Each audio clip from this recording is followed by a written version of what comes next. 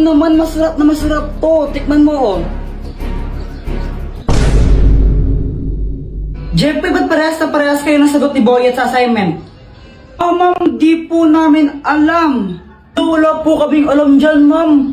Ma'am, nakita ko kanina sila Jeffrey nagkopyahan sa assignment. Ma'am, di naman po kami nagkopyahan ni Boyet eh. 0 kayong dalawa, ha?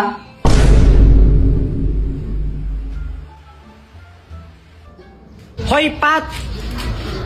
Oh, ba't mo sinabi kay ma'am na nagkopyahan kami ni Boyet sa assignment?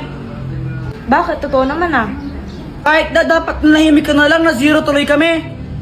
Deserve mo yun. Visit ka talaga. A few inches later. Dr. Kwakwak, tulungan mo nga ako. O anong kailangan mo? Naiinis ako kay Pat. Tulungan mo naman ako na makaganti sa kanya. Ano bang ginawa sa'yo? Eh dahil sa kanya na 0 kami ni Boyet sa assignment namin. O ito, ang keso ng aso. Anong kayang gawin yan? Kapag kinain to ni Pat, tatawag siya na parang isang aso. Sige, kakain ko na sa kanya. Hello miss. Ano pangalan mo?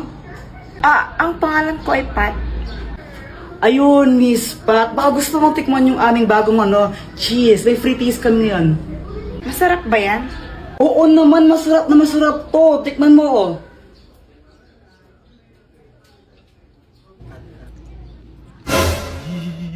Ang sarap nga! Teka, nasan na yun?